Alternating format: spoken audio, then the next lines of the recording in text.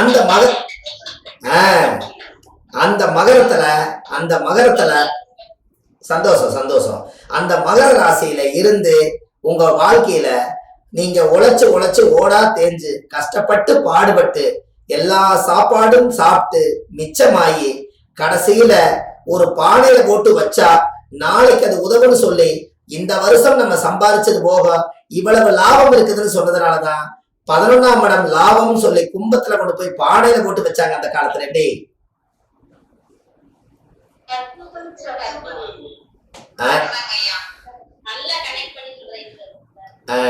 அப்போ 11ஆம் பாவம் தான் கும்பம்.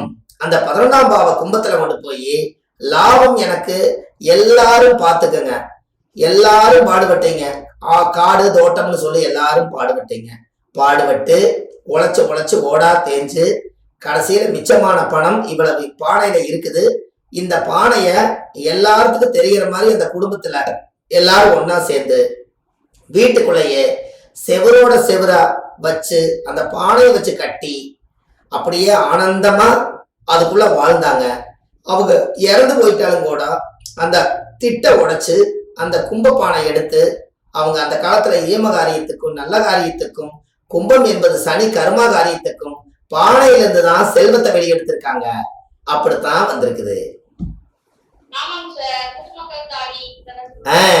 இதுல ஒரு அதிர்ஷ்டமான விஷயம் என்னன்னு கேட்டா, எல்லாரும் அதை கண்டுக்காம விட்டு காடாறு மாசம் வீடாறு மாசம் பொழப்புக்கு எங்கேயாவது போயிருந்தாங்கன்னா அந்த மழை பெஞ்சு இத்து அந்த செவரெல்லாம் நினைஞ்சு அந்த சேர்த்தி வச்ச பணம் எல்லாம் ஒரு நாள் யாரோ ஒருத்தருக்கு அந்த பானை உருண்டு போய் எங்கேயோ ஒரு பக்கம் வெளியே கிடைக்கும். இத போய் ஒருத்தர் எடுத்துருவாரு, ஐயோ எனக்கு ஒரு லாபம் கிடைச்சு போச்சு, அதிர்ஷ்டம் கிடைச்சிருச்சுன்னு சொல்லி புதையல்னு சொல்லி கொண்டு வந்தாங்க. எப்படி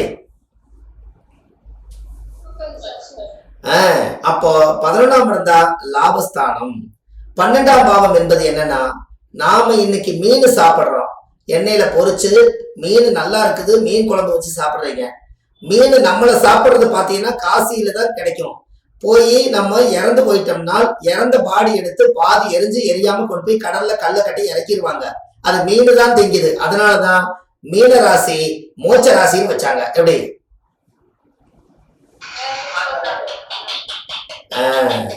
இந்த 12 ராசிக்கு ஏதோ ஒரு சூழ்நிலையில நீங்க சுத்தி வந்துட்டீங்க. இப்படித்தான் ஒரு உயிர் அசுவனியில பிறந்து ரேவதியில போய் மோட்சம் அடையுது. அதனாலதான் யாருக்கெல்லாம் புதனும் கேதும் சம்பந்தப்பட்டிருக்கோ அவங்களுக்கு ஜனனம் மரணம் ரெண்டுக்குமே புண்ணியமானது புதனும் கேது தான்.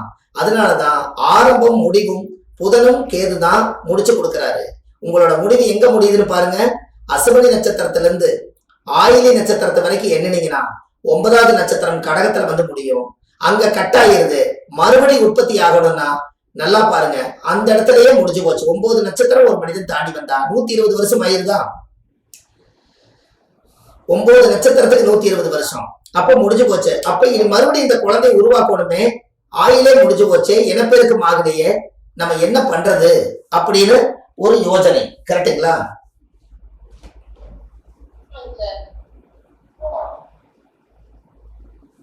அப்போ ஒரு யோசனை. அப்ப என்னன்னா, அந்த இடத்துல முக்கியமா நீங்க தெரிஞ்சுக்கக்கூடிய விஷயம் என்னன்னா,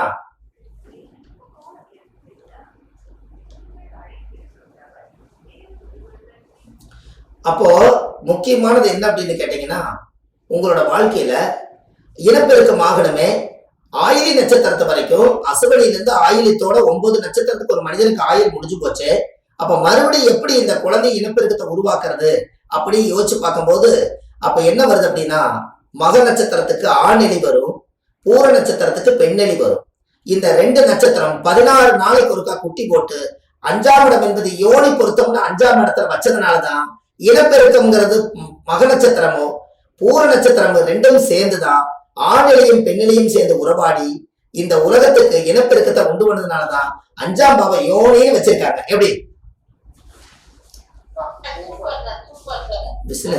சார்ஜ் கொஞ்சம் கம்மியா இருப்பா இதுல பேட்டரியில.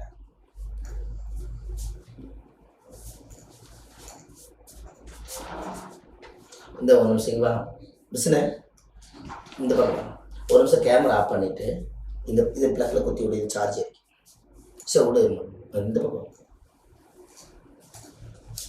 அப்போ யோனி பொறுத்த வச்சிருக்காங்களாம்மா? 5ஆம் பாவம் ஒரு தினம், தினம் 1, கணம் 2, மகேந்திர 3, ஸ்ரீ தீர்க்கம் 4, 5 தான் யோனி. அதனாலதான் 5ஆம் பாவம் என்பது யோனி பொறுத்துன்னு வச்சாங்க. அந்த யோனிக்கு அதிகமா இனப்பெருக்கிற யாருன்னு கேட்டா மக நட்சத்திரமும் பூர நட்சத்திரத்துக்கு தான் ஆணிலையும் பெண்ணிலையும் கொடுத்துருக்காங்க. அப்ப இனிமேல் உங்க வாழ்க்கையில மக நட்சத்திரக்காரையும் பூர நட்சத்திரக்காரையும் தாலி எடுத்து கொடுத்தாங்கன்னா 16 குழந்தை பெற்றுருவாங்க. ரைட்டா? மக நட்சத்திரத்துக்கும் பூர நட்சத்திரக்காரும் ஏன் அப்படி? மகம் என்பது கேது என்பது விதை, பூரம் என்பது ஆதிபராசக்தி. ஆதிபராசக்தி உடைய நட்சத்திரம் அது பூர நட்சத்திரமே.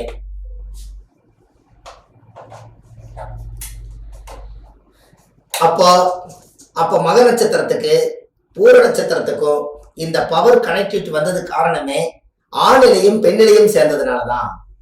அதனாலதான் இந்த வாழ்க்கையில மேசம் முதல் மீன வரை 27 நட்சத்திரத்தை ஆண்டவன் அப்படி வைக்கும் போது இப்படி கணக்கு போட்டு வச்சிருக்காங்க. நல்லா யோசிச்சு பாருங்க.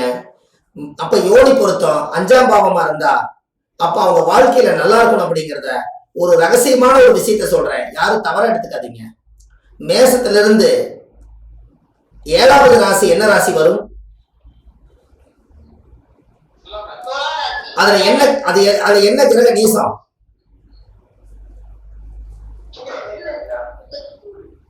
என்ன கிரக நீசம்மா? என்ன கிரக நீசம் கேட்டா சுக்கிரனுங்களா?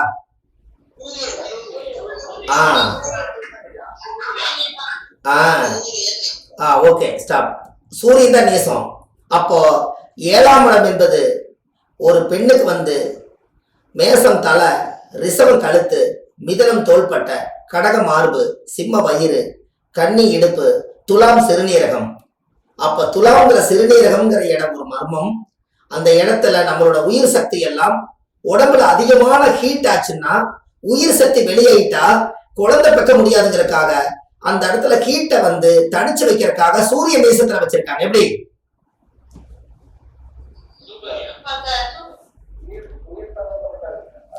உயிர் சக்தி நம்ம உடம்புல ஹீட் வெளியேட்டா நம்மளோட உயிர் சக்தி வெளியில போயிடும். அந்த உயிர் சக்தி வெளியே போகாம 180 டிகிரி டெம்பரேச்சர் கரெக்டா இருக்கணுங்கிறதுக்காகத்தான் நார்மலான ஹீட் நம்ம உடம்புல இருக்கணுங்கிறதுக்காக எந்த இடத்துல உடம்பு அதிகமா இருந்தாலும் தாங்கிக்கலாம். நம்மளுடைய மர்மஸ்தானத்துல உடம்புல அதிகமா ஹீட் ஆனா உயிர் சக்தி வெளியில போய் உயிர் போயிடும். அதனால சூரியனை கொண்டு போய் நீசத்துல வச்சிருக்காங்க. எப்படி?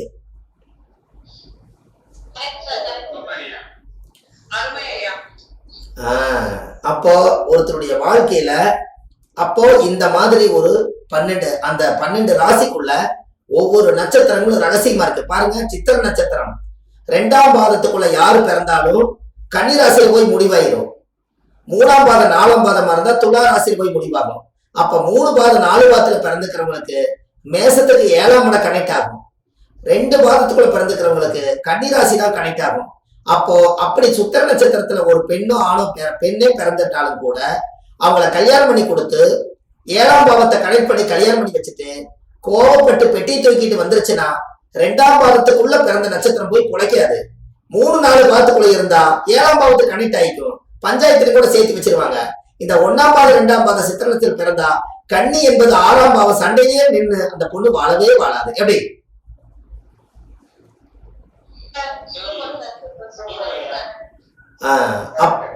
என்னங்க ஐயா?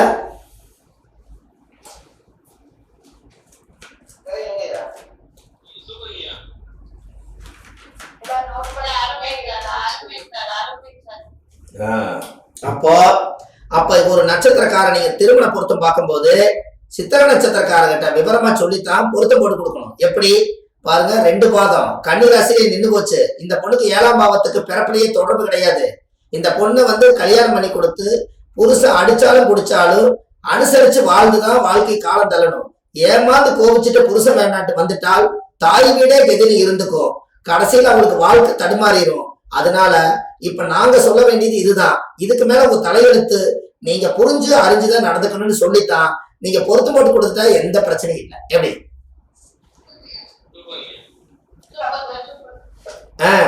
இல்லைன்னா அதோட புத்தி என்ன பண்ணும்? 6ஆம் பாவம் கன்னி.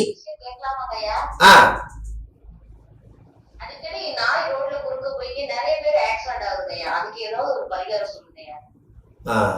உங்களுக்கு ராகு திசை உங்க குடும்பத்துல யாராவது நடக்குதுங்களாமா? இல்ல இல்ல புத்தி ஏதாவது ராகு ஏதாவது இருக்குங்களா? உங்க குடும்பத்துல யாராவது ராகு திசை, ராகு புத்தி, ராகு அந்தரம்?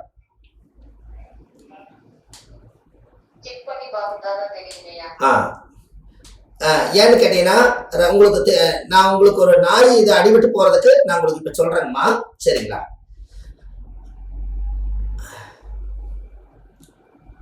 அம்மா உங்களுக்கு சொல்றேன். சரிங்களாம்மா? கொஞ்சம் வெயிட் பண்ணுங்க. சரிங்களா? இந்த இல்லாட்டி அந்த பரிகாரத்தை முடிச்சல இருங்க. நீங்க சொன்னது ரொம்ப சந்தோஷம். அதாவது கருப்பராயன் கோயில்ல வேட்டைக்கு எது போகும்? நாய் தான் போகும். குதிரை பக்கத்துல ஒரு போலீஸ் நிறுத்திருப்பாங்க, வேட்டைக்கு நாய் வச்சிருப்பாங்கல்லம்மா. அந்த நாய், அந்த வேட்டைக்கு போன அந்த நாய் கால பைரவர் அந்த கருப்பராயன் பக்கத்துல இருக்குமல்லங்க, அவங்களுக்கு தேங்காவில் உடைச்சு வச்சு ஒரு மாலை போட்டு ஒரு வஸ்திரம் வாங்கி போட்டு சாமி கும்பிட்டு வந்தால் அன்னையில இருந்து நாயில இருந்து அடிபடுறது தப்பிச்சிருவாங்க எல்லாரும்.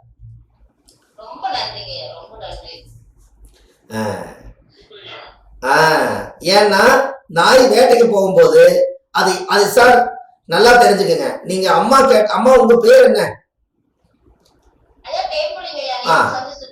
ரொம்ப சந்தோஷம்மா, ரொம்ப சந்தோஷம். இங்க பாருங்க, அவங்க கேட்டதுல ஒரு விஷயம் சொல்றேன் சார். மூல நட்சத்திரத்துல பிறந்தா ஒரு பெண்ணு பிறந்தா மூல நட்சத்திரக்காராட்ட யாருமே பிள்ளை வளர்த்த முடியாது, அவங்களாட்ட பிழைக்க முடியாது. எத்தனை சூழ்நிலை வந்தாலும் அவங்க நின்று குடும்பத்தை சாதிப்பாங்க. இந்த ரகசியம் உங்களுக்கு வேணுமா?